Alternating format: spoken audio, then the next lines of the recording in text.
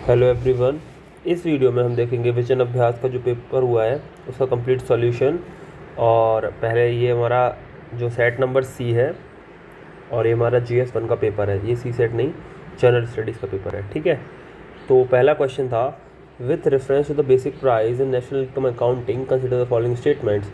It is the amount of money actually received and kept by the producer for 1 unit of products. ठीक है, तो ठीक है, basic price in national income counting, amount of money actually received and kept by producer for 1 unit product. ठीक है, national income हो गई। It include non product taxes on production and exclude non product subsidies received. ऐसा नहीं है कि केवल production को होगा, दोनों का होगा, तो ये गलत है। It can be occur best either eight current price और कॉन्स्टेंट प्राइस, ये भी सही है। इसका आंसर डी होगा 1 and 3। Now, if income tax slabs are revised to exempt lower income population from taxation, the economy moves toward a regressive tax regime। Regressive क्या होता है? जब इनकम बढ़ती है और टैक्स उतना कंपेरेटिवली नहीं बढ़ता है। तो यहाँ पे इनकम कम हो रही है तो टैक्सेस भी जीरो की तरफ हो रहे हैं, तो प्रोग्रेसिव होगा। तो ये स्टेटमेंट गलत हो गया। तो मोमेंट ये स्टेटमेंट गलत होगा, फर्स्ट इनकरेक्ट, अब सेकंड करेक्ट ही होगा। फिर भी पढ़ लेते हैं। Indirect taxes are consider regressive because they are levied equally on the, ये तो बिल्कुल सबको पता हुआ है, GST का यही मतलब हम एक ड्रॉबैक बताते हैं। और which one of the following are stock variable. Stocks और फ्लो होता है over a period of time और स्टॉक होता है at a given point of time. Money circulation we can check at a given point of time, capital we can check at a given point of time, depreciation is done over the period of time. So it is a flow variable. Then we have the labor force which can be measured at a one point of time or a particular period of time. So 1, 2 and 4 is the correct answer, that is B is the correct answer. Basic concept। तो अभी हम categorise कर लेते हैं कि कौन कौन से क्वेश्चन ईजी थे। So question 2 was easy. Question 1 let's say moderate रख लेते हैं, मतलब डिपेंड करता है अगर आप थोड़ा सोचते हैं, लेकिन ईजी क्वेश्चन ही हो गया, ये ईजी क्वेश्चन। 2 क्वेश्चन ईजी हो गए। वी विल काउंट कि क्या एक अच्छा स्कोर होता है पेपर में। This is the tough question I would से। इसका आंसर है कि जो लाइन 1 है हमारी वो रिप्रेजेंट कर रही है वीट को, सेकंड कर रही है राइस को, थर्ड कर रही है हमारी पल्सेस को, फोर्थ कर रही है शुगर केन को। बहुत ही टफ क्वेश्चन है, डिपेंड करता है। तो फोर्थ का ये आंसर है अकॉर्डिंग टू मी। हो सकता है थोड़ा गलती हो सकती है 2-3 आंसर्स में, सो आई एम सेइंग दैट गलती हो सकती है। सो सॉरी फॉर दैट अगर कोई गलती होती है। बाकी आप कमेंट में बता सकते हैं, अगर आपको कहीं कोई डाउट है तो मैं इसको क्लियर कर दूंगा। Consider the following statement regarding the national monetization pipeline. It includes the monetization of public sector projects of both the union government and state government. सही है। The NMP include only brownfield public sector. Yes, ये brownfield की जो national monetization pipeline उसी के लिए use कर रहे हैं कि जो ऑलरेडी वर्किंग है और जिनका हमें ग्रोथ करनी है सेक्टर्स की। Proceedings from the public sector undertaking a state monetization go to the consolidated fund of India। तो ये नहीं है हमारा कितने स्टेटमेंट हमारे करेक्ट है, तो हमारे ओनली 2 स्टेटमेंट करेक्ट है, ये वाला गलत हो जाता है। ठीक है। Now which of the following goods and services. अब देखो पहली चीज़, चलो मैं नेक्स्ट क्वेश्चन बताता हूँ। यहाँ पे एक चीज़ देखते हैं। अब इन्होंने क्या करा, 3 में से 2 स्टेटमेंट सही करे हैं। ठीक है, ये जनरल पैटर्न हमारा UPSC भी रखता है, तो कहीं ना कहीं इन्होंने थोड़ा UPSC के ट्रेंड को फॉलो करने की कोशिश की है। लाइक इस टाइप के क्वेश्चन UPSC पूछता है, डेफिनेटली इकोनॉमी में ज़्यादा डेप्थ में नहीं जाता, एंड इस टाइप के क्वेश्चन भी पूछता है। तो काफ़ी अच्छा पेपर फ्रेम करा। ये क्वेश्चन थोड़ा टफ है और थोड़ा ऐसे UPSC अब नहीं पूछता, पहले आते होंगे तो पता नहीं है। Which one of the following goods and services are exempted from GST। देखो अभी पढ़ा था हमने कि पॉपकॉर्न वगैरह जो ओपन में बिकते हैं उन पे तो GST लगता है, तो थर्ड तो हटा ही देते हैं। तो थर्ड हटाया। Now we are left with the 2 options. ठीक है, नाउ 1 to 4, 1 to 4 and 5 देख लेते हैं। Services provided to the foreign diplomat, they are exempted for GST। ये तो मैं पता है थोड़ा सा, अगर हम थोड़ा लॉजिक से जाएँ तो इसका ये आंसर हो जाएगा, C is the correct answer. तो इसको देखो, ये वाला जो क्वेश्चन है इसको चलो लेट से किसी को नहीं पता, सेकंड में डाउट हो सकता है या डिपेंड करता है, बट ओनली 2 पहुँच सकता था। तो इसको मैं रखता हूँ टफर साइड रख देते हैं, डिपेंड करता है अगर आपने पढ़ा हो नहीं पढ़ा हो। ये थोड़ा ये ईजी तरफ जाएगा क्योंकि न्यूज़ में था। ठीक है। Now with reference to the online gaming industry. ठीक है, देखते हैं। In India FDI is not allowed under automatic route for any form of online game. For any form नहीं है, कुछ फॉर्म जिनमें हमारा जो लक बेस्ड नहीं है या जो स्किल बेस्ड है उनमें हमारा FDI 100% ऑटोमेटिक रूट से अलाउड है। तो फर्स्ट स्टेटमेंट इज रॉन्ग। ये काफ़ी न्यूज़ में था, बहुत टाइम से ऑनलाइन गेमिंग पे चल रहा है। टैक्सेस 28% GST है, all applicable to all games पे पता हुआ है, या सही है। मिनिस्ट्री ऑफ इलेक्ट्रॉनिक्स और ये हमारा सही है। 2 and 3 इज करेक्ट आंसर। लेकिन मैं एक चीज़ बता दूँ, यूपीएससी जनरली जो मिनिस्ट्रीज़ है वो गलत करता है, तो मतलब गलत दे देता है, चेंज कर देता है ज़्यादातर। तो ये आप पे थोड़ा सा लॉजिक वाला नहीं लगेगा, बाकी आप कर सकते हैं, क्योंकि आप पहला क्वेश्चन तो पहला ऑप्शन हटाएंगे तो आप पहला हटा देंगे, पहला हटा देंगे, पहला हटा देंगे, आपका आंसर आ जाएगा। तो ये काफ़ी मतलब यूपीएससी टाइप क्वेश्चन हो गया। In the context of income tax bill 2025, virtual digital assets they are treated as the property in capital asset, बिल्कुल सही है। Failure to report VDA holdings at tax filing में lead to this asset being turn, तो यही है undisclosed income हो जाएगी अगर आप नहीं बताते हो, क्योंकि इनको असेट माना जा रहा है capital. With cryptocurrency and non fungible tokens are VDA, पता है मैं इजी क्वेश्चन है तो इसको इजी कैटेगरी में रख देंगे, ठीक है। डुएबल है। नेफ्ट, अब नेफ्ट के ऊपर है centralize owned by the RBI, सही है, सेंट्रलाइज पेमेंट सिस्टम है। There is no levy of charges by RBI from the bank to fund to transfer, हाँ नहीं लगता नेफ्ट में पैसा। No limit impose by RBI fund transfer through NEFT system, RTGS I think होता है कुछ, NEFT की लिमिट नहीं होती शायद, पता नहीं है, थोड़ा सा डाउटफुल है, बट लेट्स से थर्ड का इतना आइडिया है नहीं, बाकी फर्स्ट एंड सेकंड तो करेक्ट है। It can be used to transfer fund from non residential external and non resident ordinary accounts in the country, तो आई थिंक अगर फर्स्ट एंड सेकंड भी करेक्ट मानते हैं, थर्ड ऑप्शन नहीं, मतलब doubt हो रहा है। No limit and it can be used to transfer fund from non resident external and non resident ordinary, तो 1 to 4 अगर हम देखें, अगर 1 to 4 हमारा करेक्ट है तो D is the correct answer. Otherwise में डाउट है इसमें ए भी हो, मतलब ए और डी में से है, लेकिन मुझे जहाँ तक लगता है मेरे अकॉर्डिंग इसका आंसर डी होगा, ठीक है। Now GRA general resource account and special disbursement account and investment accounts are frequently mentioned in the context of, तो IMF के कंसेप्ट कॉन्टेक्स्ट में यूज़ होते हैं, तो ये थोड़ा यूपीएससी टाइप क्वेश्चन हो गया। बाकी 9th शेड्यूल के बारे में है, added during the tenure of Indira Gandhi, Indira Gandhi के टाइम पे नहीं हुआ था, फर्स्ट अमेंडमेंट एक्ट हुआ था जो शंकरी प्रसाद केस के बाद में, उसमें ही 9th शेड्यूल ऐड हो गया था, और जिसके अंदर बताया था कि ब्लैंकेट प्रोटेक्शन दिया गया है जो भी लॉ को, एक्ट को इसके अंदर रखा जाता है, बट अल्टीमेटली इसको हटा दिया गया था ब्लैंकेट प्रोटेक्शन को आयर कोहेलो केस में, तो ये आपको पता होना चाहिए। और ये वाला क्वेश्चन 2023 के प्रीलिम्स में भी आया था कि फर्स्ट कॉन्स्टिट्यूशनल अमेंडमेंट एक्ट के ऊपर, तो शंकरी प्रसाद केस पता होना चाहिए। तो ये आपका हो गया पहला हो गया गलत, नंबर में पहला गलत, ठीक है। अब देखते हैं, the law place under it can be challenge for the violation of basic structure, definitely I R Coelho case में था, दूसरा तो करेक्ट है, तो फर्स्ट आएगा लेकिन दूसरा जरूर आएगा, तो ये वाला हट जाएगा, ये वाला हट जाएगा। Now the inclusion of any law in it require amendment, ऐसा कुछ नहीं है, कई सारे सिंपल एक्ट्स भी हैं, तो हमारा थर्ड भी हट जाएगा, तो B2 only is the correct answer. Now Ramesh has a right to live with dignity, the electricity board had a duty to provide him electricity, however the board intentionally refused to fulfill duty, denied him access to electricity। Court में जाएगा तो court बोलेगा mandamus, तो court कहेगा we command, आप कर दीजिए। तो दिस अगेन मैं कैटेगराइज कर दूँ इन सब क्वेश्चंस को, तो इसको मॉडरेट रख देते हैं। ये वाला क्वेश्चन डिपेंड करते हैं, टफ हो जाता है क्योंकि ये फैक्चुअल है, अगर आपको नहीं पता तो आपको नहीं पता, दैट्स इट। ये इजी क्वेश्चन कैटेगरी में रखूँगा क्योंकि इसका नॉलेज आपको जरूर होना चाहिए, पॉलिटी पढ़ी होगी। अगेन ईजी क्वेश्चन, ठीक है। Consider the following statement regarding the bail norms. Anticipatory bail can only be granted directly by High Court or the Court of Session, ठीक है।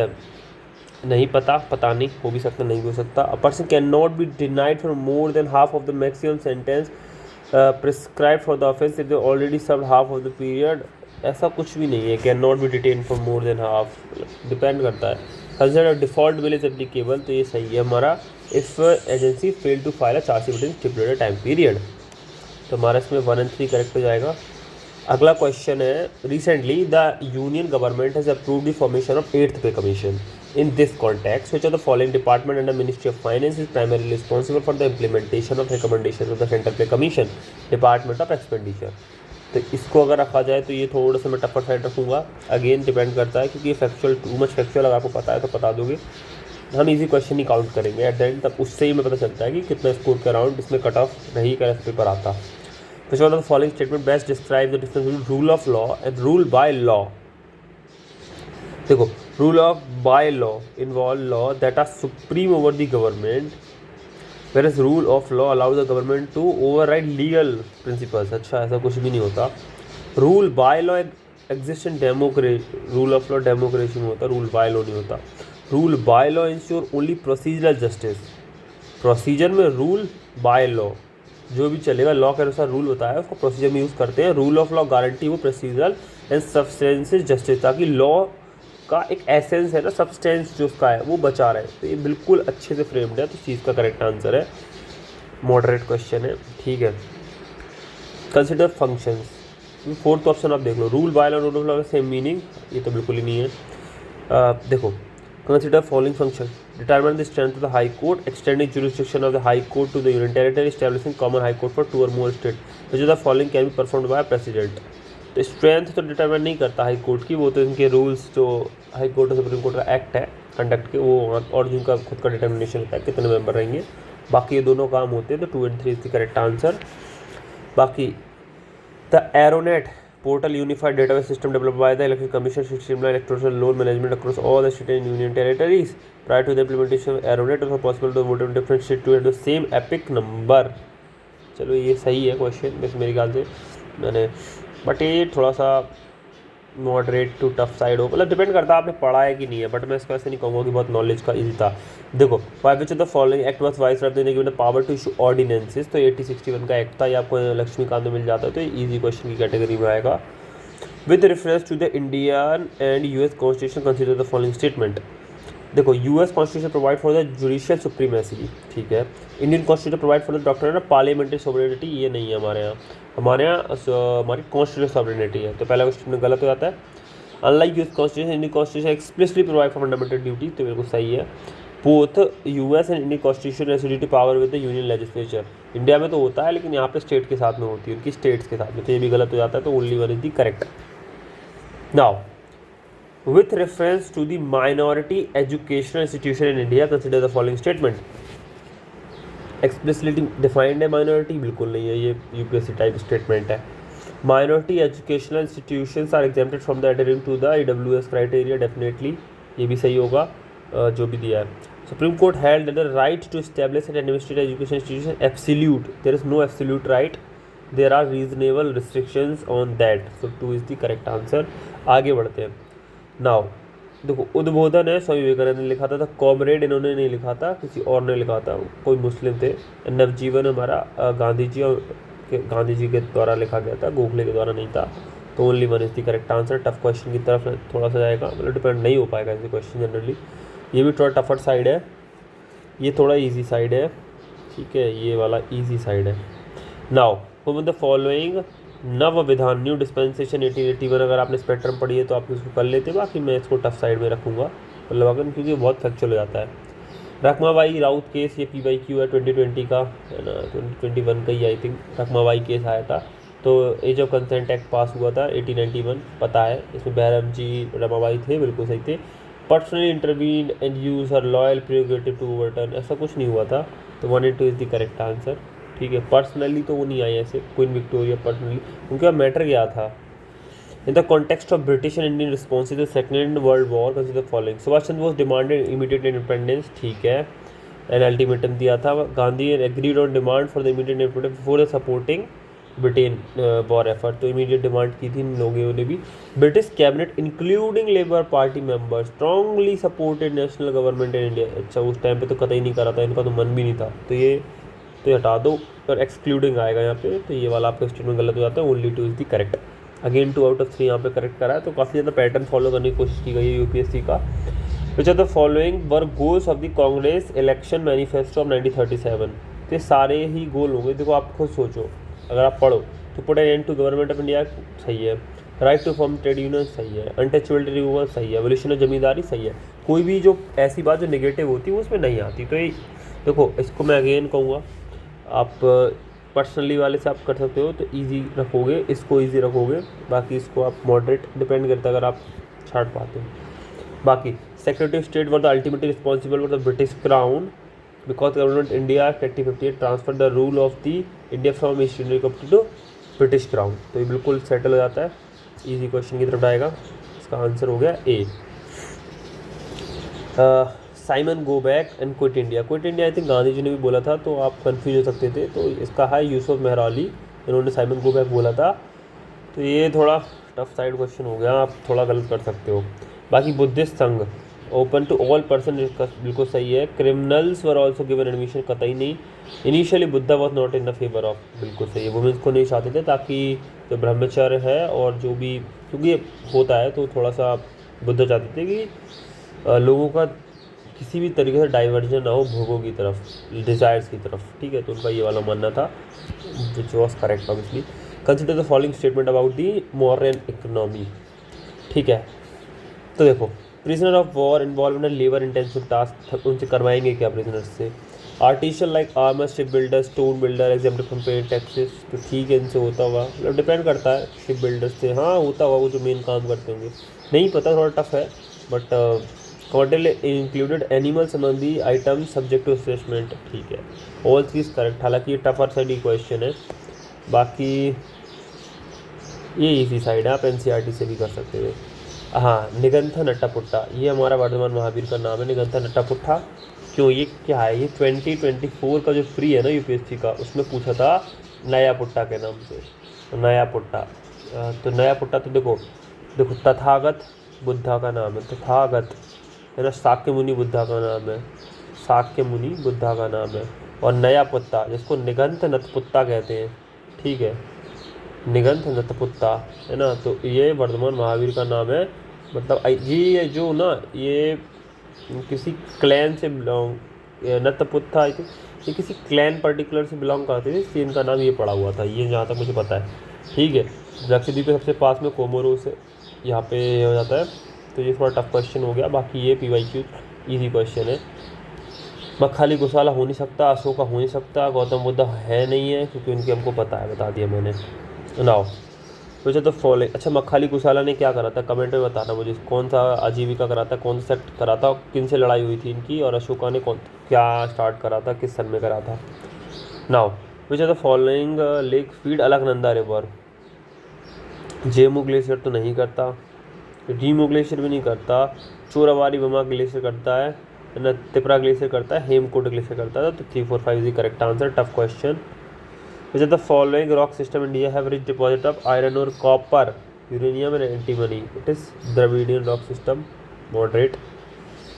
देखो लिखा हुआ है, Himalaya stand from the east west direction in Indus gorge to Brahmaputra. Syntaxial band की बात हो रही है, केटू पीक पे, काराकोरम और नामचा बड़वा पे, दोनों करेक्ट है, लेकिन इससे एक्सप्लेन नहीं करता कि यहीं तक एक्सटेंड करता, भाई सिंटेक्शियल बैंड होगा, तो इससे क्या मतलब है, मतलब तो ये वाला उतना वो करेक्ट नहीं होता। बाकी इसका आंसर क्या है ना, if everything remain the same, only earth direction और रोटेशन रिवर्स हो जाती है।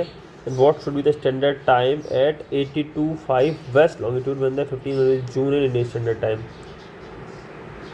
ठीक है, 82.5 है ना, waste latitude.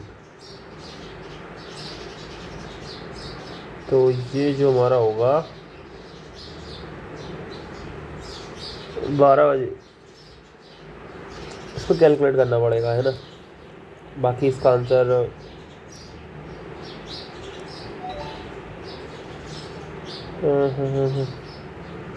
Prithvi remain same, only earth direction rotation remain, what should be the standard time at 82.5, हमारा हो गया वेस्ट लैटिट्यूड, तो हम ईस्ट पे हैं।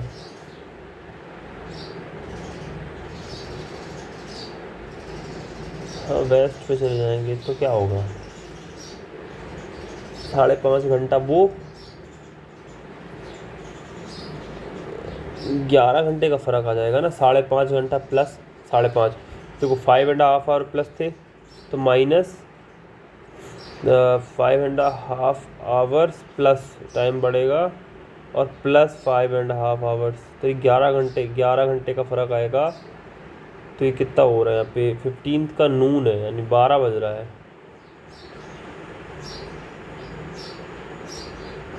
हाँ तो यानी इसी आंसर आ जाएगा इसका, ठीक है। ये थोड़ा सा कंसेप्चुअल हो गया। Which the following is correct reason for preference, देखो preferring the northern eastern slope of the western ghat for the coffee cultivation, क्योंकि तो इंटेंस आफ्टरनून सन यहाँ पे नहीं पड़ता इतना ज़्यादा, तो इसकी कंडीशन हो जाती है। थोड़ा सा मॉडरेट क्वेश्चन है ये, थोड़ा टफ ही क्वेश्चन पड़ेगा, डिपेंड करता है कैसे करते हो। नाउ ये बोला जा रहा है कि नॉर्थ सीरिया से सेंट्रल मोजाम्बिक जाता है, क्या जाता है, साइंटिस्ट कवर्डी ग्रेट रिफ्ट वैली की बात हो रही है, अच्छा ठीक है। तो यहाँ पे हम देखते हैं ये शायद गलत है। फिर लेक तंगानाइका और लार्जेस्ट फ्रेशवाटर लेक लोकेटेड, फिर सही है। Gulf of Aden eastern continental rift है, only 2 is the correct answer. With reference to the age pyramid, triangular shaped pyramid indicate the growing, तो पॉपुलेशन दिखाता ही है, तो सही है। If in a declining maximum number of individual in a reproductive age, decline हो रहा है तो रिप्रोडक्टिव नहीं ओल्ड एज में मिलेंगे। In stable maximum in a post reproductive age, तो ये उल्टा हो गया, स्वाइप कर दिया। यूपीएससी भी स्वाइप करता है, थोड़ा यूपीएससी टाइप क्वेश्चन हो गया, ठीक है। तो आपको इस पर देख लेना, थोड़ा यूपीएससी टाइप इन्होंने फ्रेम कर दिया है। नाउ अच्छा, the following statement regarding the Swadesh Greh scheme, it aims to provide shelters women below poverty, हो गई। Implement by the women and child, women के लिए तो वुमेन चाइल्ड फेयर हो सकता है। स्कीम फोकस है ऑन द वोकेशनल ट्रेनिंग, इसके तो पॉजिटिव बात हो रही, तो ऑल 3 करेक्ट मार के आगे बढ़ो। टफ साइड क्वेश्चन है, ईजी क्वेश्चन है, and this is tough question, this is again depend करता है, मॉडरेट हो गया। बाकी ग्राम सड़क है ना योजना ना, scheme encourages the use of alternative material like कोय, तो ये डेफिनेटली कुछ ना कुछ कर रहा होगा, है ना। बाकी विलेज नीड्स टू पंचायती issues become eligible under 28, world education development provide financial support, तो करा ही होगा कहीं ना कहीं, तो 1 2 3 सही है, तो प्लस ही, तो काफ़ी सही क्वेश्चन है। पर I would say it's a medium type question, not, अगर डिपेंड करता है अगर आप कर पाओ तो। Which are the following have a shrunk immensely, तो आप जो श्रंक हुए उन्हीं के शायद नाम है। लिटरेटी का पूरा कारा, क्यों सोचा कोई नाम ही सोचो ना, मैं इसका प्रोनाउंस नहीं कर पा रहा हूँ, कोई ला रहा है पोपो, ये देखो भाई पकड़ पकड़ के ला रहे हैं, तो ऑल 3 करेक्ट मारूंगा मैं, तो मुझे क्या पता, अगर मैं रिस्की लूँगा तो सब पे लूँगा ना, तो मेरे लिए तो ईजी है। बाकी मॉडरेट क्वेश्चन है, ठीक है, मतलब डिपेंड करता है क्योंकि आप जिस तरीके से थिंकिंग है। बायोलॉजिकल डेजर्ट दामोदर बनती जा रही है, पॉल्यूटेंट इफ्लुएंट्स आ रहे हैं, तो ये tough, moderate to tough question है। आप बड़ा होता तो कर लेते। मैं फैक्चुअल क्वेश्चन को मैं मॉडरेट रखता हूँ because there are chances you are bound to make mistakes there, ठीक है। Now noise standard for fire crackers, ये एयर पॉल्यूशन एक्ट्स में नहीं है हमारे, ये 1986 के एनवायरमेंटल प्रोटेक्शन एक्ट के तहत है, तो ये वाला गलत हो जाता है। फर्स्ट से करो, supreme court prohibited use of barium salt, ठीक है। Each green cracker QR code enable customer to verify authenticity, बिल्कुल सही है, तो only 2 is the correct answer. Habitat और नीश, तो हैबिटेट क्या है, physical environment for a particular species, niche emphasise on specific role and interaction, तो ये पहले स्टेटमेंट था, ये बाकी पढ़ने कोई मतलब है नहीं, इंटरचेंजेबल यूज़ होता नहीं है ना। बायोटेक फैक्टर ये सब ऐसा कुछ नहीं है, जोग्राफिकल स्पीशीज ऐसा कुछ भी नहीं है। Tiger reserve are notified by state government और advice of national tiger conservation authority, बिल्कुल सही है। Both the central and state government can denotify tigers of India without a prior approval of national board for wildlife, ऐसा कुछ नहीं है, गलत है, तो 1 करेक्ट। मॉडरेट टाइप क्वेश्चन हो गया, और ये आपका इजी क्वेश्चन हो गया, एनवायरनमेंट से आया है सीधा। और बाकी ये वाला क्वेश्चन आपका मॉडरेट हो गया, ठीक है। Now which are the following statement best describe the term hydro climate whiplash, ठीक है। तो हाइड्रो पानी से रिलेटेड है, वेट क्लाइमेट विप्लैश, तो ये है हाइड्रो क्लाइमेट, वाटर से रिलेटेड है, एक्सट्रीम ड्रॉट लाइक कंडीशन अल नीना, तो पहला इसका करेक्ट आंसर है। और ये थोड़ा सा मॉडरेट क्वेश्चन हो गया मेरे according.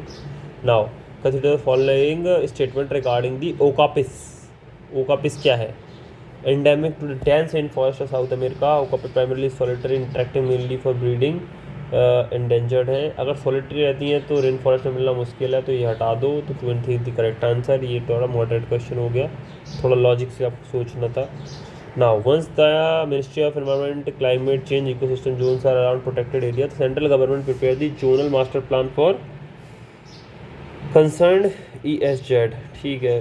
The dairy farming aquaculture activity can be carried out local, ये सही है।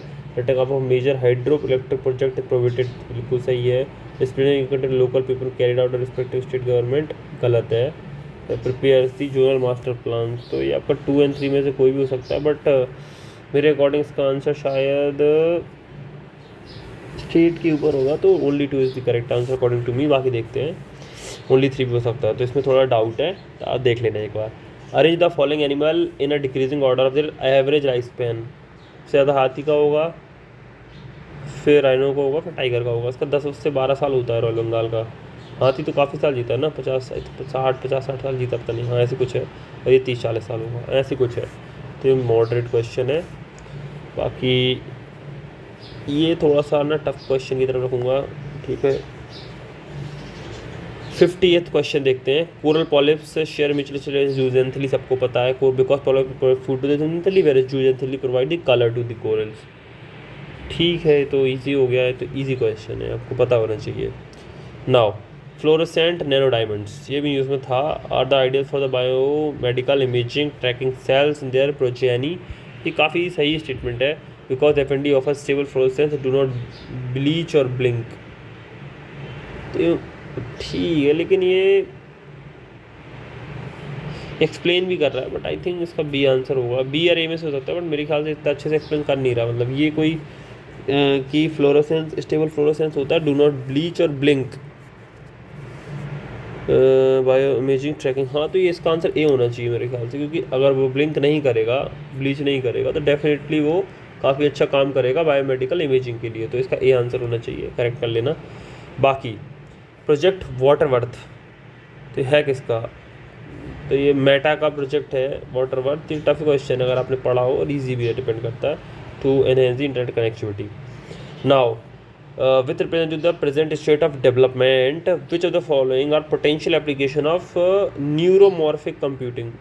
देखो, real time images, ultra fast weather, autonomous robotics, natural language processing, high speed precision, सभी ऑल ऑफ द अबव होगा। Easy question, तो आप भी इसमें इजी कर सकते हो, ये भी इजी क्वेश्चन की कैटेगरी में फॉल करता है। Now with reference to the voice activity technology, Siri वगैरह के बारे में पूछ रहा है। Solely on pre program keyword वगैरह वगैरह से कुछ भी नहीं है। Generally enables devices to communicate with each other, ऐसा कुछ भी नहीं है। Use in personalise health care assistance for elderly, और ये आइडेंटिफाई टेररिस्ट एंड स्पाइस। तो ये only one is correct. Moderate, अब देखो जियो स्टेशनरी है, जो स्टेशनरी हो जाएगी कॉर्बेट में। Stationary over the equator, rotate on the earth surface, सही है। टेलीकॉम के काम आती है, सही है। Polar satellite 20,000 kilometre altitude, stable coverage. Navigation GPS के काम इतना ऊपर से नहीं आएगी। Medium orbit, entire surface of the over the time आएगा। तो अर्थ ऑब्जर्वेशन रिमोट सेंसिंग के लिए पोलर आएगी। ये दोनों इंटरचेंज हो गए हैं, तो only two is correct. UPSC type question है। लो ऑर्बिट, नीचे से ऊपर, quickly around the earth, high resolution imaging के लिए यूज होती है। मॉडरेट क्वेश्चन, ठीक। इनवर्स वैक्सीन जो हमारी होती है ना, वो ऑटोइम्यून डिसीज से रिलेटेड है, हमारी न्यूज़ में था काफ़ी ज़्यादा, तो ये मॉडरेट क्वेश्चन हो जाता है। बाकी कंसिडर फॉलोइंग स्टेटमेंट निकालेंगे। बैटरी टेक्नोलॉजीज, देखो zinc air batteries can not be use in extreme condition due to electrolyte freezing, तो बिल्कुल सही है। Lithium ion battery less likely to catch fire, यार मोर लाइकली होगा, तो ये गलत हो जाएगा।